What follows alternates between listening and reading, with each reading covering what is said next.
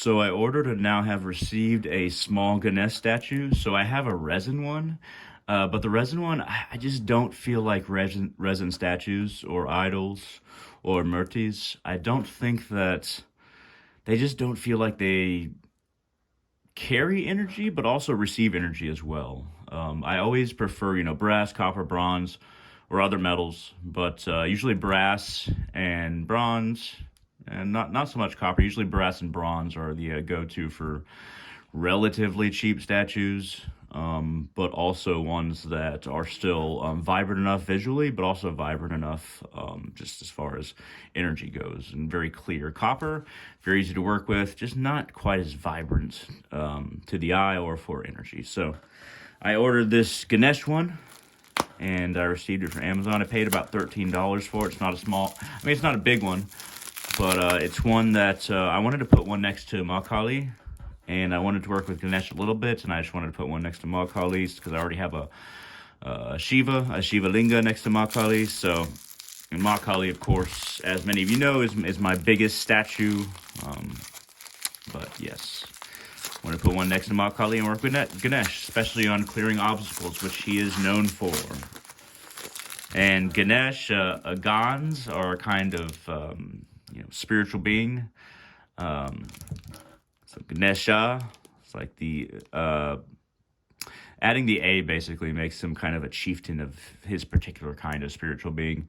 He is a god, of course, but Gana or Gan, those are the particular kind of being that he is, and he's kind of a chieftain. Adding the A kind of means chieftain. At any rate, yep, it looks really good. And I still need the knife.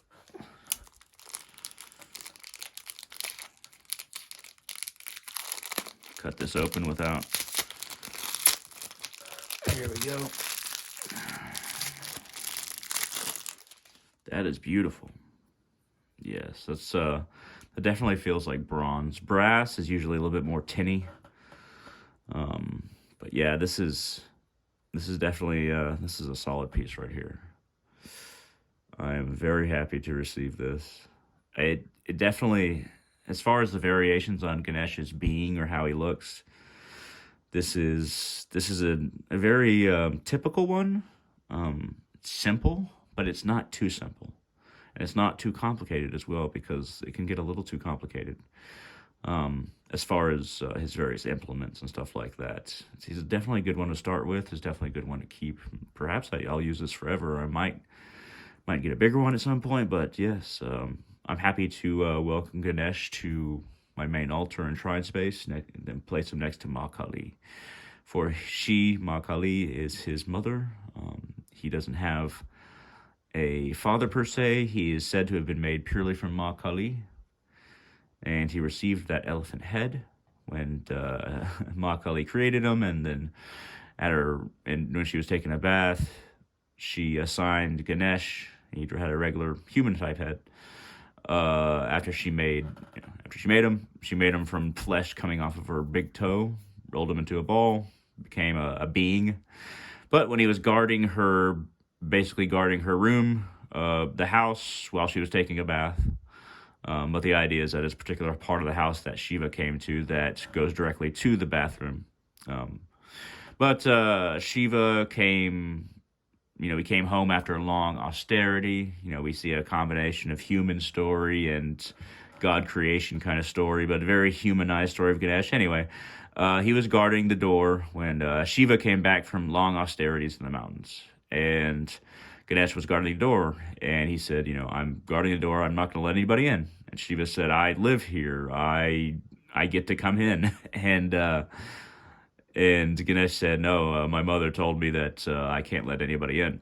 So Shiva lopped off his head, cut off his head, and then went inside. And then Kali was very, I call her Kali. You can call it Prakriti, you can call her Shakti. But Kali was usually Ganesh is described as the son of Kali. But anyway, Kali was very angry and said, you need to put a head back on him. He needs a head, and he couldn't put the human head back on. So he found the nearest animal, and he cut off an elephant's head and then put it on Ganesha's body. And because of the spiritual nature of beings that aren't human or aren't animals, the spiritual force was still there. The life force was still there, and the soul was still there. So he was able to put on an elephant head, and then now Ganesh has a head again. What does this represent on a more symbolic level?